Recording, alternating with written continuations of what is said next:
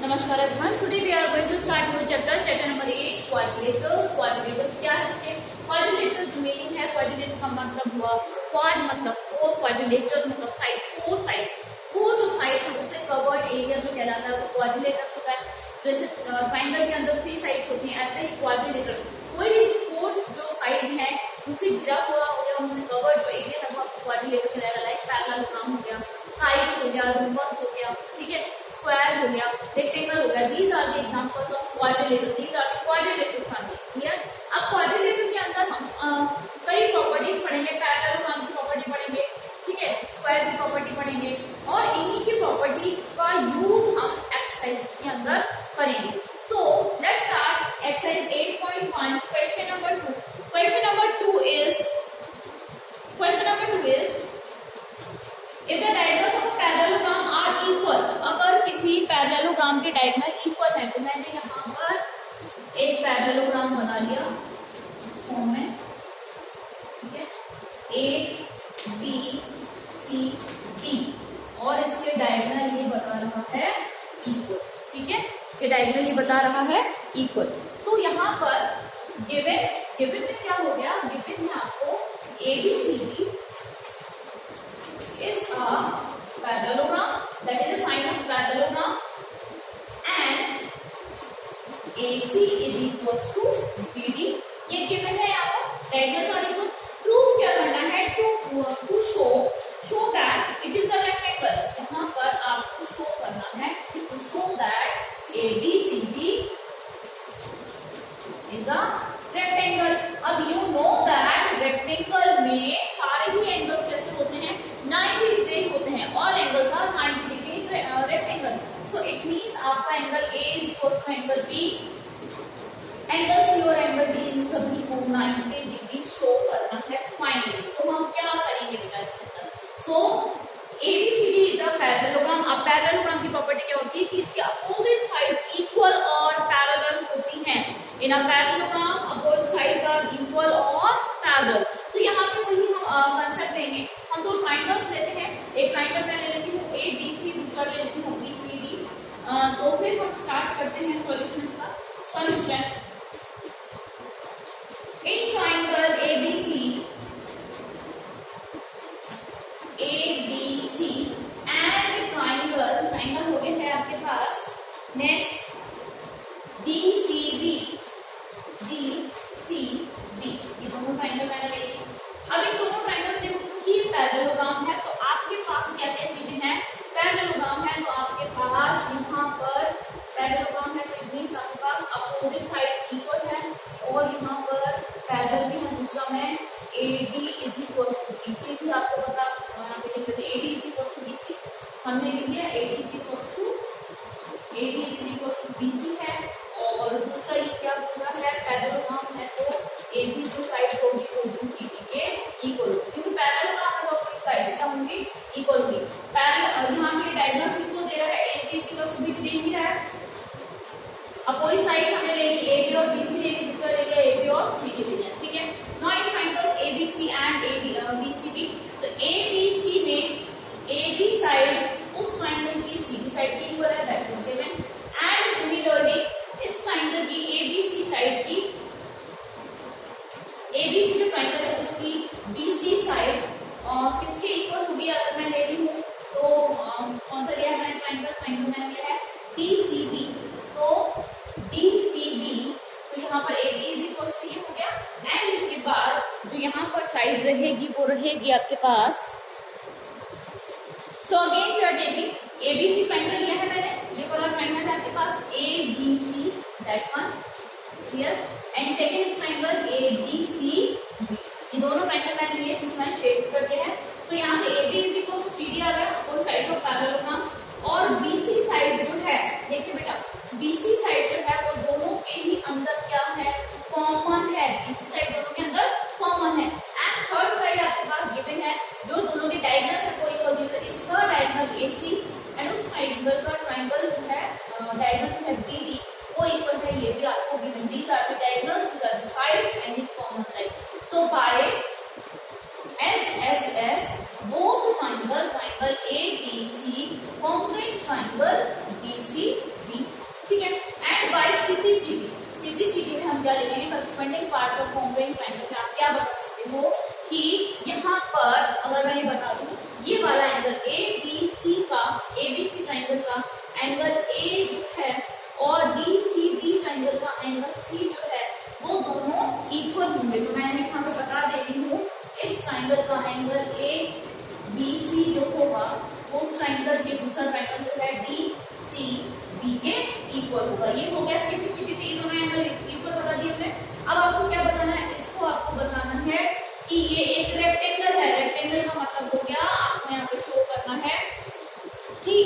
सारे ही एंगल्स जो होंगे वो 90 डिग्री हो।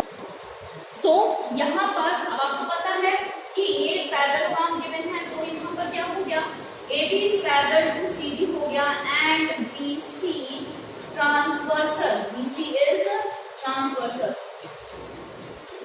जो कि AB और CD को कट कर रही है।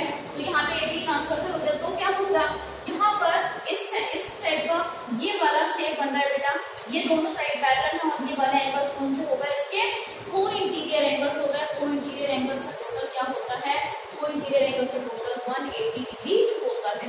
तो मैं यहाँ पे लिखती हूँ angle B plus angle C, ये एंगल B हो गया, ये एंगल C हो गया, इसका टोटल 180 डिग्री होगा। क्यों, ये कौन से हैं, को इंटीरियर एंगल्स हैं, ठीक है। और ये दोनों आप बता रहे थे कि यहाँ पर हमने सीधे सीधे बताया एंगल B और एंगल C जो है, ये एंगल B ये एंगल C जो है दोनों आपस में इक्वल है। तो मैं यहाँ पे क्या लिख सकती हूँ, तो एंगल B C को मैंने रिप्लेस कर दिया B से 180 degree, twice of angle B कितना हो गया 180 अपॉन 2, तो एंगल B कितना हो गया, एंगल B इज 90 डिग्री और एंगल B किसके इक्वल है, एंगल B जो है C के इक्वल है। So angle B and angle C are equal, both are 90 degree. तो ये दोनों ही एंगल्स कैसे हो गए, दोनों ही एंगल आपके 90 डिग्री हो गए। अब 90 डिग्री ये दो एंगल्स हो गए हैं। सिमिलरली हम लिख देंगे यहाँ पर कि ऐसा पैरेललोग्राम जिसका एक एंगल 90 डिग्री हो उसे हम क्या बोलेंगे, वो आपके पास हो गया रेक्टेंगल हो गया। यहाँ पर आपके पास दो एंगल्स 90 डिग्री आ चुके हैं, दो एंगल्स 90 डिग्री आ चुके हैं। तो ऐसा पैरेललोग्राम जिसमें दो एंगल 90 डिग्री मिल जाए या एक एंगल 90 डिग्री मिल जाए, सो ABCD इज अ रेक्टेंगल, ये क्या बन जाएगा, ये रेक्टेंगल बन जाएगा। आई होप बेटा ये क्वेश्चन आपको समझ में आया होगा। Now question number 3 of exercise 8.1. Question number 3 is saying show that the diagonals of quadrilateral bisector each other at right angles. So then it is rhombus. आपको क्या बताना है, एक यहाँ पर इस फॉर्म में क्वाड्रिलेटरल दिया हुआ है, ABCD is a quadrilateral. Okay. Diagonals bisect each other at right angles, मतलब यहाँ पर राइट एंगल बन रहा है और बाइसेक्ट ईच अदर का मतलब हो गया ये वाली साइड इसके इक्वल है, ये इसके इक्वल है, ये बता रहा है आपको। तो यहाँ पर गिवन हो गया ABCD is a quadrilateral, ठीक है, in which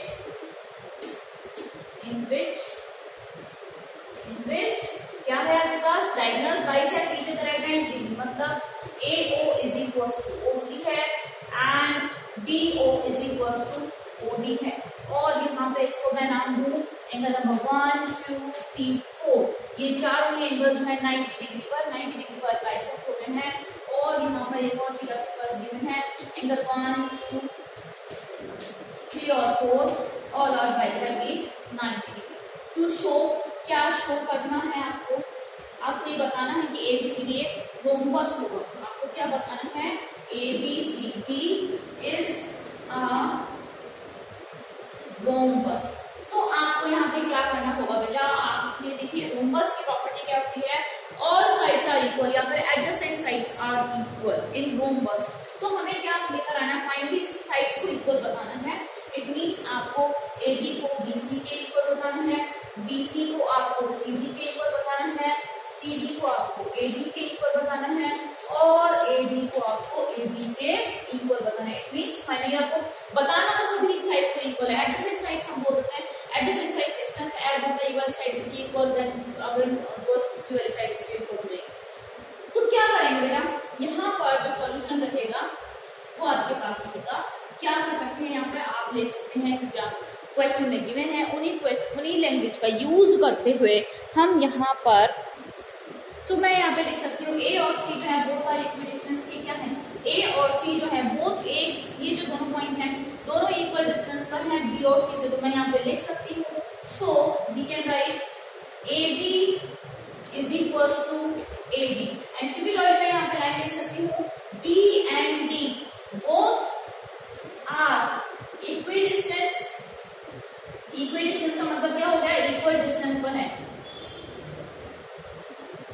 equal distance from A and C, A और सी से इक्वल डिस्टेंस पर है, तो मैं यहाँ पे लिख सकती हूँ, मुझे मिल जाएगा BC इज इक्वल टू सी। ये क्वेश्चन नंबर 1 हो गई, ये क्वेश्चन नंबर 2 हो गई। अब देखिए क्या मिला आपको, AB जो है वो AD के इक्वल हो गया, BC जो है CD के इक्वल हो गया।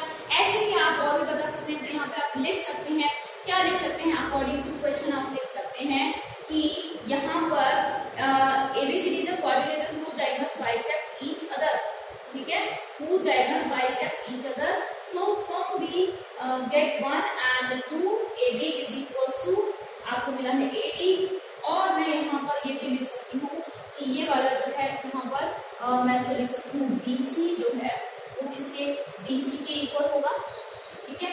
और हम यहाँ पे लिख सकते हैं, इसका एक और सेकंड पॉइंट है जो कि